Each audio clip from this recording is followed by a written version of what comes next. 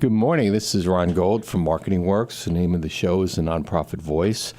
Today we have as guests one of my favorite clients, Long Island Cares. I'm there so much at this time of the year that I feel like we're all family. We get to know everybody.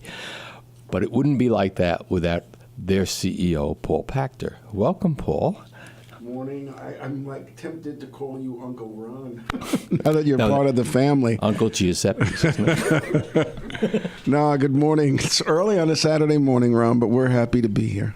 Well, I want to know all about Long Island Cares. I mean, I know that right now, at this time of the year, you do so much. We see you all over television. We listen to you on the radio.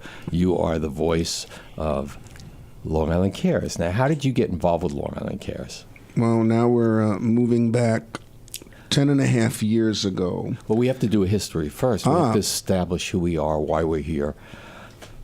Why Long Island Cares? Who is Long Island Cares? Well, I think most of Long Island knows that Long Island Cares was founded by Harry Chapin, the singer, songwriter, social activist. Newsday, as you may recall, upon his death in 1981, referred to Harry Chapin as one of the most important Long Islanders of the 20th century. And I think that's quite deserving because Harry, not only was he an entertainer and an activist, he had this passion for the issue of hunger. And as opposed to just speaking about it to his fans and whenever he was on television, he actually did something about it. He founded two organizations. In 1975, he and disc jockey Bill Ayers from WPLJ founded World Hunger Years. Today it's known as Why Hunger. And that focused in on the issue of hunger, food insecurity, malnutrition across the globe and certainly in third world countries. But then in 1980, he turned his attention to Long Island. Not so much New York, but Long Island, because that's where Harry lived. He and his wife, Sandy, lived in Huntington Bay. And at the time, Harry was looking for a solution to this issue on Long Island, which at the time, in 1980, was really impacting about 50,000 people. At least that's what the research showed. And so he approached Nassau and Suffolk County about establishing a food bank. And he also approached the governor of New York State at the time, who I believe was Hugh Carey. I could be wrong. It might have been Mario Cuomo, but I believe it was Hugh Carey. And the governor... We'll take your word for that. Thanks. The governor actually told Harry Chapin, if you can raise equal amounts of money from both Nassau and Suffolk County, the state will match it, and he will give Harry Chapin property on the grounds of Pilgrim Psychiatric Center, of all places. But Harry did raise $25,000 from Nassau and Suffolk, and New York State gave him $25,000. They gave him two buildings on the grounds of Pilgrim Psychiatric Center in Brentwood, and Long Island Cares was born as Long Island's regional food bank.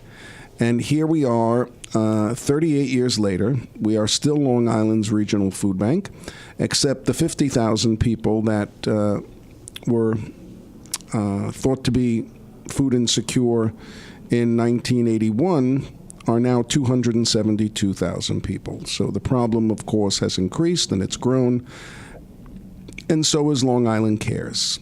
In the last 10 and a half years, Long Island Cares has been focusing in on not only the provision of emergency food to feed people who are food insecure, but establishing a network of direct service programs to assist Long Islanders who are living at or a little bit above or below the poverty level to become more self-sufficient. And those programs include our three community-based satellite locations in Freeport, Lindenhurst, and Huntington Station. Freeport just opened up. Well, actually, Freeport, we've been in Freeport for almost 10 years now, but we expanded in Freeport. Right. So we have a new Center for Collaborative Assistance at 21 East Sunrise Highway in Freeport, which is bigger space, and we're collaborating with more allied organizations these days. We're doing increased work in terms of mobile outreach to our veterans, to the homeless, to the homebound. We're doing specialty services in relation to children's nutrition, our weekend backpack program, which provides meals to children in need and their families, known as Pack It Up for Kids. That's expanding. We have 21 Kids Cafe after-school programs that we're working in collaboration with other organizations. And we have 2 children's breakfast food trucks that go out into the community on weekends and holidays when schools are closed to provide a healthy grab-and-go breakfast to children. And we also have our mobile school pantry that's currently working with both the Brentwood and the Riverhead School District, where we're providing food to children and families in those communities as well. And as you know, because you work so closely with us, we also have a pet pantry in which we provide food to families who have dogs and cats. And it was named for Baxter. That's correct. It's called Baxter's Pet Pantry. And how did it get that name? Well, it got the name Baxter's Pet Pantry because Baxter was my pug, a rescue pug. And when we rescued him, it was because he was neglected. And he just had a very kind heart. And I thought that as a tribute to Baxter, we would name the program after him. And so far it's worked because when people call us up, they ask about Baxter's. Nice. So that works for us. And so today, Long Island Cares is 50% the regional food bank and providing people with emergency food and personal care items and household supplies and pet food and new clothing, and meeting other needs that they may have. And the other half of Long Island Cares is about the humanitarian work that we do. And not only the services for veterans and vets work where we, find jobs for veterans, but also our advocacy work, our social advocacy work, our relationship with government, all the food drives that we do, our involvement on social media, our special events. We serve right now 272,000 people through a relationship with 380 different organizations. We're followed right now. Is that number correct, though, 272,000? That is the most recent number, and I'll tell you how we got it, because, sometimes people question, how do you know that's 272,000 people?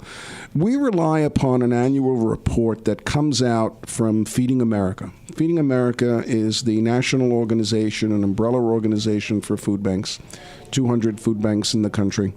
And they publish this report called the Map the Meal Gap. The Map the Meal Gap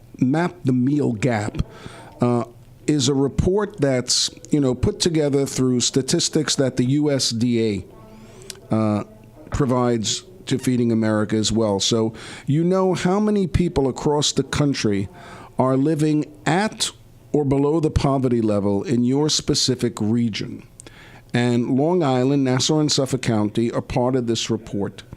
And what we do is we take the Map the Meal Gap number, and I can't remember the number right off the top of my head, but we take the Map the Meal Gap number, which represents those people that the government has, data on that basically describes them as living at the national poverty level. And then we add to that number 2/3. So we take the number and we times it by 2/3, and that's how we come up with the number on Long Island. Now, you would ask, what's the 2/3 about?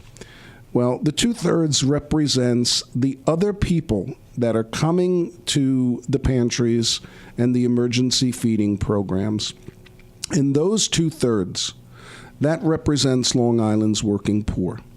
And those are Long Islanders who conceivably are earning anywhere between $40,000 and $70,000 a year.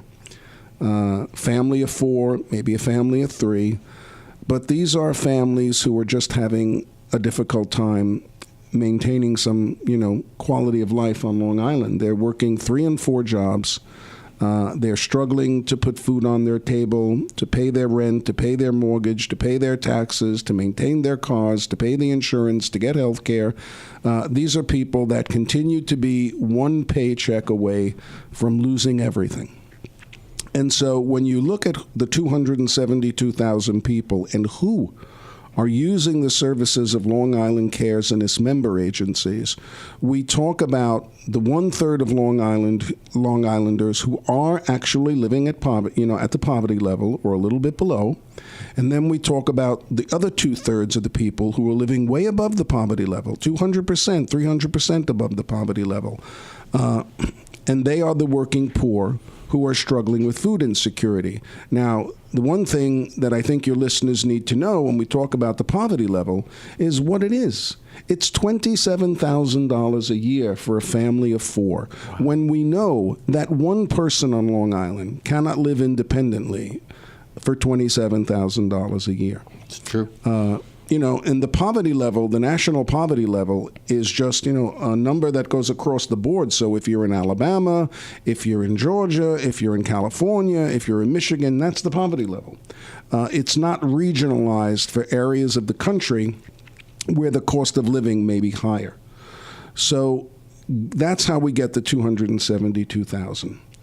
And, on Long Island, we often talk more about food insecurity than we do about hunger because, frankly, I often have problems with, using the word hunger. I mean, yes, there are people who may be hungry for a meal, but we're not dropping 50-pound bags of rice out of airplanes, over Brentwood or over Belmore. When you talk about hunger, let's look at what's going on right now in Yemen. Let's look what's going on in Syria. Let's look what's going on in Ethiopia. That's where there's hunger and starvation and malnutrition. On Long Island, and I believe across the country, we're talking about food insecurity. And we're talking about people that do not have the ability to put at least 2, if not 3, healthy meals on their table every single day. And that is where Long Island Cares and our 380 member agencies come in.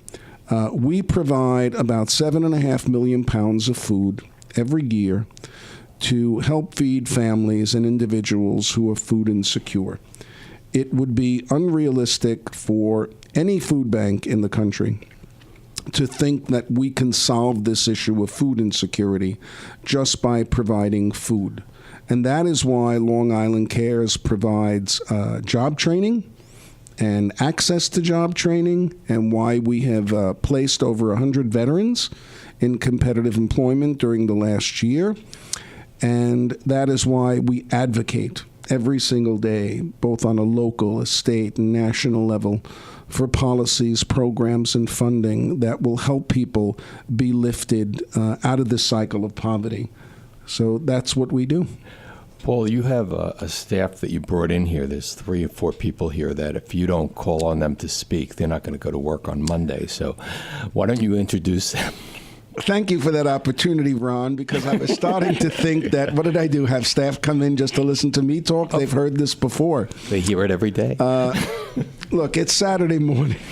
And Billy looks like he's not going to make it through the full hour. He'll make it. He's young. He was out all night, or he was working all night, because this is the time of the year when he is working all the time with so many things going on that started with Thanksgiving and the Thanksgiving turkeys that you got. Well, let's go around the table, and then we can certainly begin with Billy Gagnon, who is our food drive and community event manager. But with us this morning in the studio is Robin Amato, our Chief Development Officer, who is leading our efforts at raising about $2.5 million a year in private donations for Long Island Cares. We also have Cheryl Steinhauer, who's our special events manager and who oversees all the fun stuff that we do in terms of our annual dinner and our golf outings and our relationship with major corporations like Markham LLP and some of the work we do there. As I said, we have Billy Gagnon, our food drive and community event manager.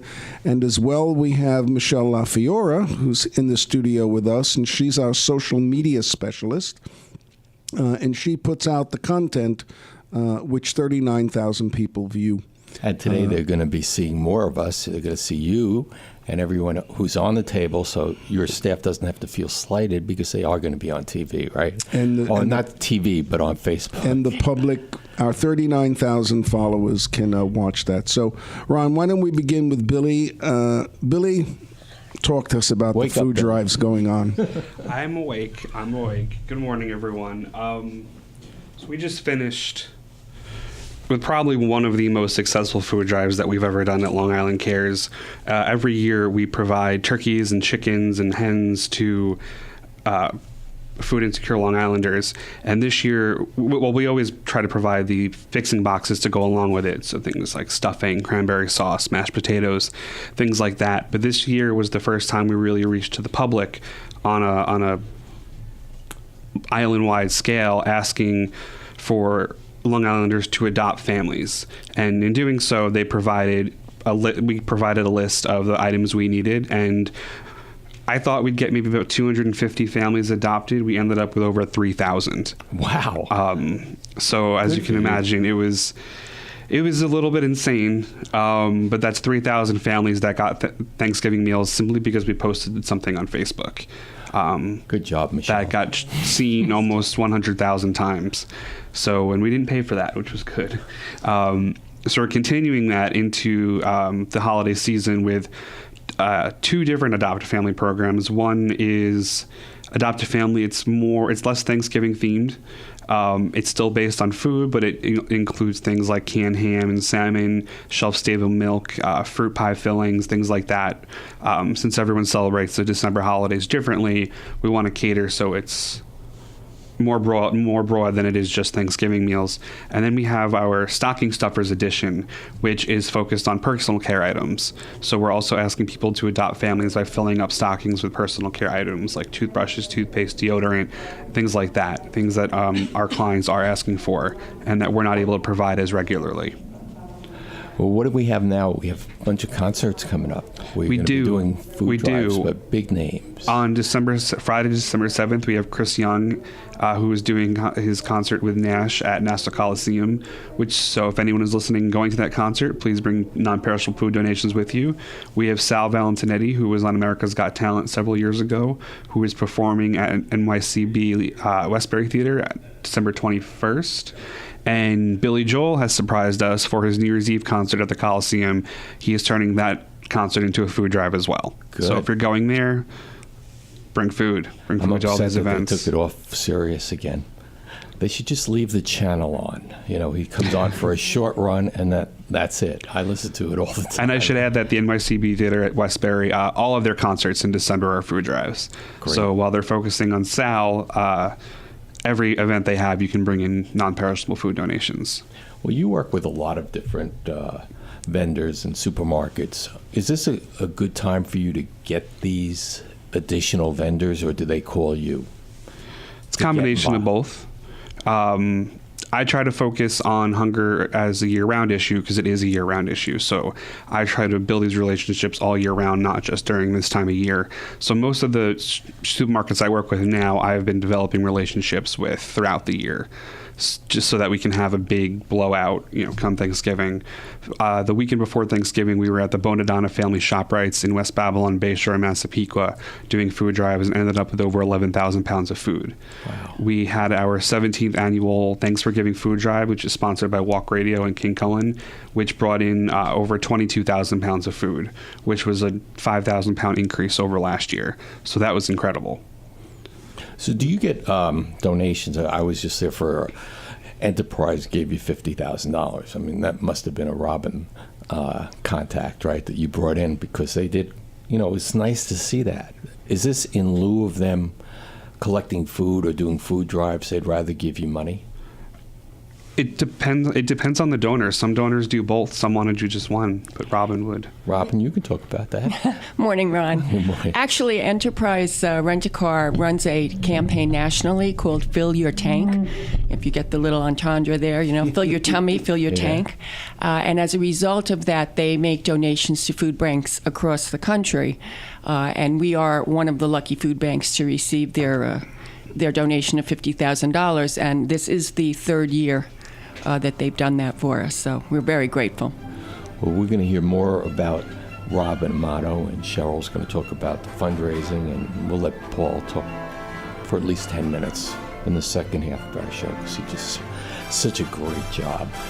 You're listening to the Nonprofit Voice. If you want to be on the show, just send us a note, ron@marketingworkspr.com.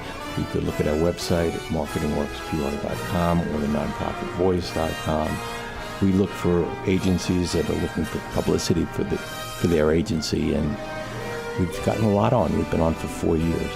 So we're going to be back for the second half of the show. Good morning, this is Ron Gold from Marketing Works. The name of the show is The Nonprofit Voice. If you or your agency wants to be on as a guest, you can email me at ron@marketingworkspr.com. Today we're here with Long Island Cares, and at this time of the year I feel part of the family because I'm there so much. But I want to continue on the fundraising because that's very important to any agency, and we have an expert, their Chief Development Officer, Robin Amato. So why don't we continue with some of the work that you do? Sure, Ron. So nice to be here. I look forward to this every year. So I oversee the fundraising at Long Island Cares. I've been with Long Island Cares a little over 16 years now. The program has really grown. And we have a pretty robust program, very integrated program. We meet such terrific people. In my department, I think Cheryl would agree, we really get to see the nicest and the best of people. I think when people have the opportunity to do the right thing, they do, and they want to. And they're also enamored by coming into Long Island Cares. I mean, they don't realize what they're seeing between the shelves that you guys stock, the warehouse, trucks coming in. Mm-hmm. So we raise the money, not to disagree with my CEO, but we actually raise $4.5 million a year. And but at the very get-go, I'd like to say that to reassure your listeners that 93 cents of every dollar goes towards programs and services. So we work really hard to maintain that efficiency, and we work very hard to utilize our donors' dollars appropriately and efficiently to help the people in need on Long Island. So out of the money we raise, I want people to know that it's 93 cents of every dollar for programs and services. And I'd like to give a shout out to Michelle, who's wandering around videotaping this whole thing. She's our digital content specialist, and we're pretty savvy as far as our technology goes in fundraising. But I am kind of proud that we've just launched our text to donate. Nice. So people can use their cell phones and text us to donate. And if they're listening and they want to text to donate right now, they can text LI Turkey in view of the season to 41444 and donate to Long Island Cares. So we're excited that that's gotten off the ground. And one of the big parts of our fundraising are our special events. And at this moment, I'll turn it over to Cheryl. Thanks, Robin. Morning, Ron. I'm also excited to be here. You've been here a lot. Yeah. I have been a frequent guest lately, haven't I? This time I'm in studio. It's better that way. Yes. Where do I start? Special events. So as we enter the new year, 2019, we have our first event in March. That's our Harry Chapin Humanitarian Award Dinner. That's going to be on March 14th, a Thursday, at the beautiful and gracious Oheka Castle in Huntington. And we have an entertainer named Oz Perlman. He's a mentalist. He's going to give us a great show, I'm sure. And who are your honorees? Our honorees for this year are David and Tony Herold, and also Island Federal Credit Union. They're all fantastic supporters of the organization, and it's time for us to honor all of them. Did Island just give you a truck also? Well, Island actually, as long as we're talking about Island Federal, let me put in a plug for them. They've done a lot for Long Island Cares in the last 3 years. Most recently, they donated a Sprinter-type truck to Long Island Cares, which we're using for our mobile outreach programs. In the last 2 years, they've given annual grants to us to support our Hope for the Homeless program. And then the very first time that Island Federal became involved with Long Island Cares, they actually made our very first children's breakfast food truck possible. We were raising money at the time to get this program off the ground, and Island Federal read something about it, reached out to me, and for the past 3-4 years, they've been just outstanding partners of Long Island Cares, and we're extremely grateful. And as Cheryl said, Tony and Dave Herold are just incredible philanthropists on Long Island. They give to many organizations, Long Island Cares being one of them. And we're all looking forward to March 14th to honor both these great supporters of the Regional Food Bank. Well, Robin, before we go back to Cheryl, who are your biggest supporters as far as vendors that you've brought in? Oh, my goodness. The list goes on and on. I mean, the banks are very supportive, of course. We have wonderful corporations. I hate to single any one of them out Okay, that's a over good another idea. because they're all very generous, and they obviously have various levels of resources, but as I said before, they are all very wonderful to us. So. And at this time of the year, is it easier do they reach out for you to support Long Island Cares? They do, and sometimes they call us before they do something, but very often they just call me up and say, well, we did this, we did that, and we don't even know about it until after the fact, and they say, we'd like to come in and bring a check. And, so I think Cheryl would agree, this time of the year, we're constantly having Michelle take, photos of check Right. presentations. People are so terrific, and the companies on Long Island are very, very wonderful and generous. And they do it under the radar, many of them. They just want to do it. They really don't need the accolades, and they don't want publicity. They just want to do the right thing. Let's go back to you. And we were talking to Cheryl, and she was telling us about her events that she does. And as usual, I have to cut her off and have other people. She's used to me cutting her off. So Yes, that's true. But, I want to go back to what Robin was just saying about all the different corporations, and they are under the radar.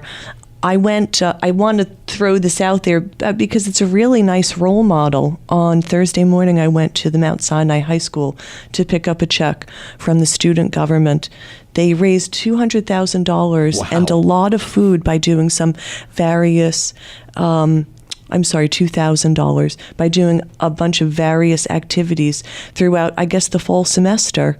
And they're young philanthropists. It was so exciting to see them and meet them. 5 really great, energetic young people. Well, that's a good number too. Wow. Yeah, isn't it? I know Yeah. it is. They must have worked really hard for that. How can they reach Robin and you if they want to donate?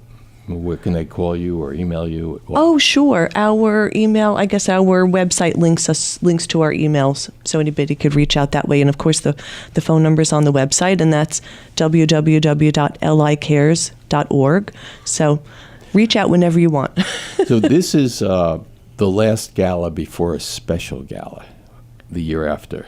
What is that? That's your... Oh, that'll be the anniversary gala, yeah. Right. Well, we haven't started talking about what we're going to do for that, but it's going to be special. And how many gonna be years? How many It's gonna be huge. Yeah, 40 Really, years. really big. 40 years. And then the year after is Harry Chapin's anniversary. That would be the 40th anniversary of Harry's Harry. passing, yeah. Right.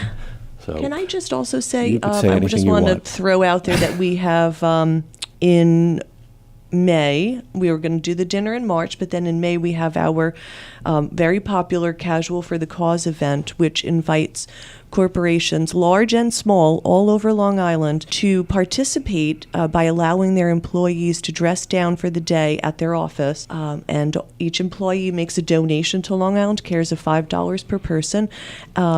Comes in and rocking their shorts or their flip-flops or a hat or a Hawaiian T-shirt. And all the money then comes to Long Island Cares. It's grown over the past 4 or 5 years that we've been doing it. We had about 60 or 65 companies involved, but we had probably about 7 different school districts that were also involved. Wow. And it's a fun day. I think it's, a lot of people, a lot of companies do a casual Friday, and sometimes for a mission, and this is a mission, but we're making it on a Tuesday. Wednesday. The Wednesday before Memorial Day weekend. So that's May 22nd. Well, you work hard at that too. I know. I'm working with you on it, and you also work hard on the Markham Challenge and Construction. There's a lot of things that you're working on. Those are really great events. Also, the Markham Challenge, run by Markham LLP, is over at Jones Beach at the end of July on usually the hottest day of the summer. Not really sure how they figure that one out, but it's the buzz in the air. There's probably 12,000 people and at least 10,000 runners. There's a lot of activity, a lot of energy, and we are one of the beneficiaries for the Markham Challenge. I highly recommend anybody stopping by, even if they can't come for a company picnic. And then it's become like Long Island's largest barbecue. Really? Right. I mean, It's a party. Yeah, 10,000 people running and walking, hundreds of corporations. And Cheryl, this is the 6th year, I think, we've been the beneficiary, one of the beneficiaries of the Markham Challenge. It's just such a good event that we're involved in, and we're so grateful to Markham for this continued support that they've been giving to Long Island Cares and the Long Island Children's Museum and the Suffolk SPCA, and there's one other group, I think, in New York City. Long Island Children's Medical Fund. Yeah, and we all come there every year. These are 4 or 5 charities, some with supporting missions like the SPCA and us because they support Baxter's. And it's just, we're all together. The guys that are running and walking, the families, our staff comes out because we're just sitting under a tent and having a great time.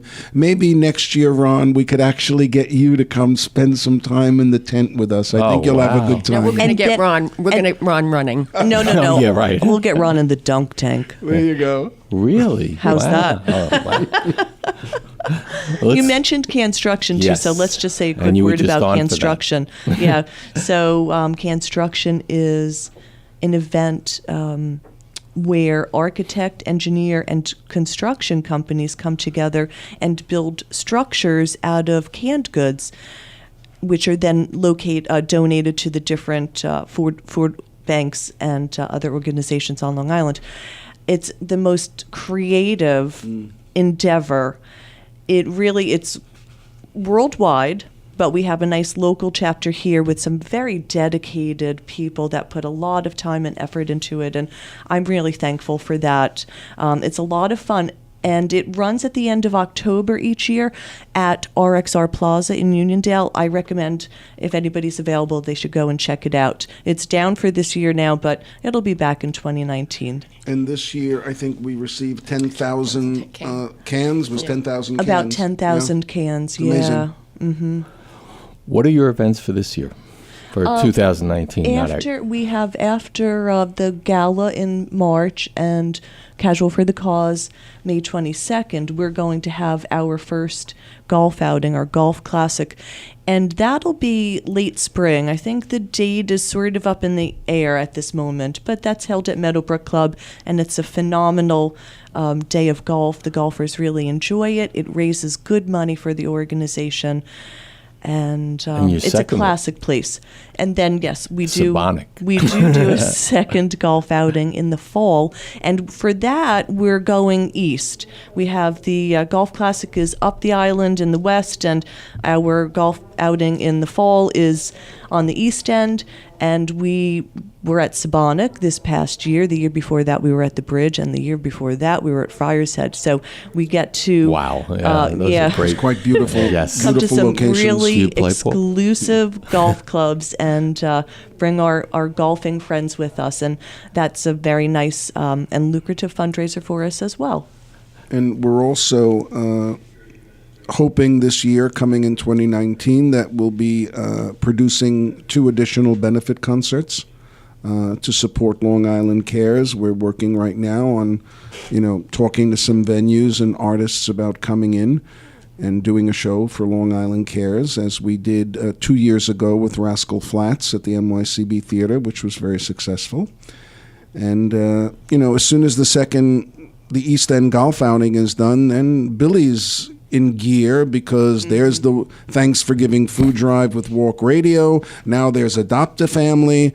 And so it really never stops. Although we talk about events, between what Cheryl does, what Robin does and what Billy does. There's almost an event going on every year.